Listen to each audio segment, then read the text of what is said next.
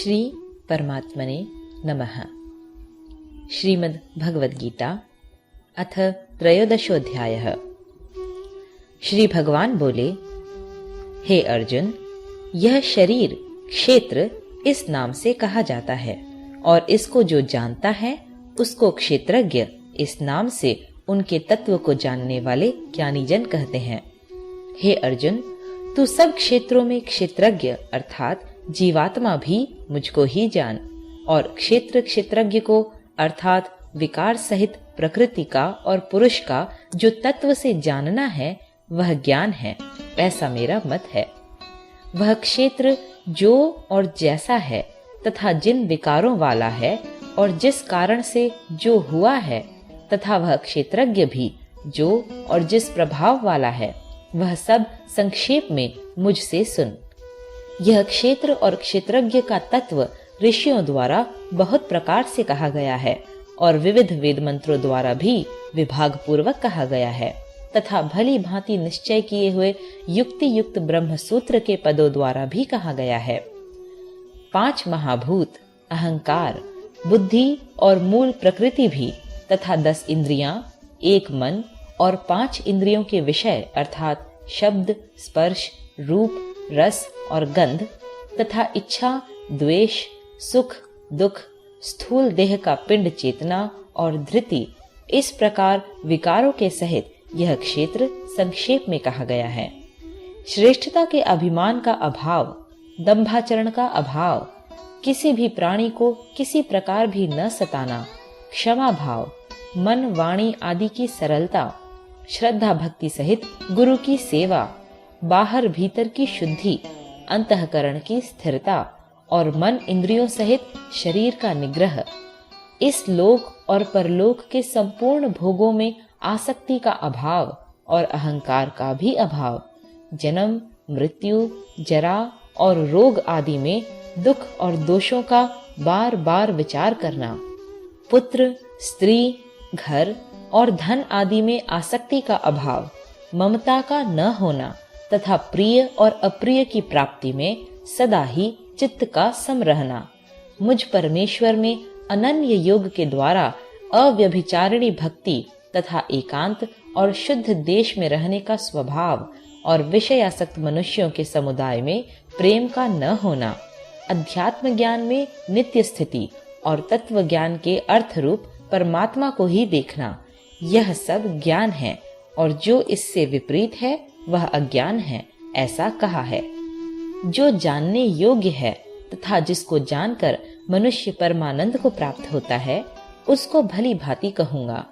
वह अनादि वाला परब्रह्म न सत ही कहा जाता है न असत ही।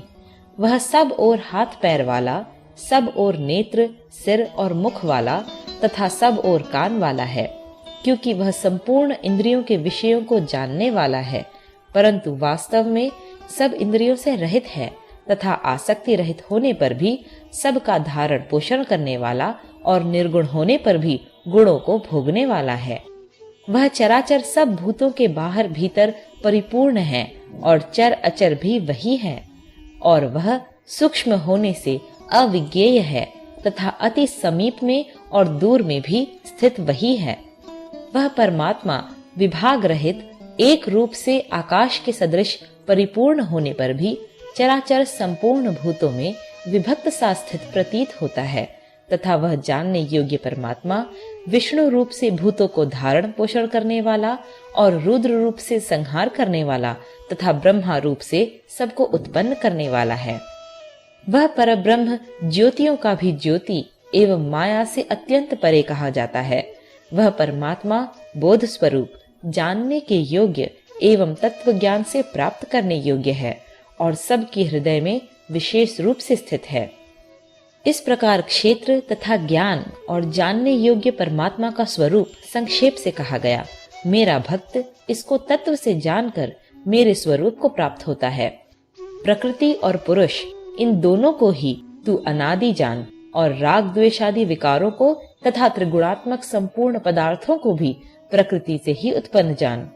कार्य और करण को उत्पन्न करने में हेतु प्रकृति कही जाती है और जीवात्मा सुख दुख के भोक्तापन में अर्थात भोगने में हेतु कहा जाता है। प्रकृति में स्थित ही पुरुष प्रकृति से उत्पन्न त्रिगुणात्मक पदार्थों को भोगता है और इन गुणों का संग ही इस जीवात्मा के अच्छी बुरी योनियों में जन्म लेने का कारण है। इस देह में स्थित यह आत्मा वास्तव में परमात्मा ही है।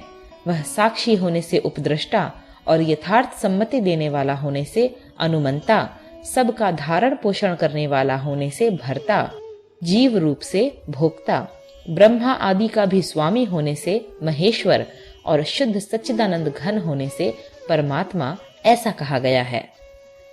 इस प्रकार पुरुष को और गुणों के सहित प्रकृति को जो मनुष्य तत्व से जानता है, वह सब प्रकार से कर्तव्य कर्म करता हुआ भी फिर नहीं जन्मता।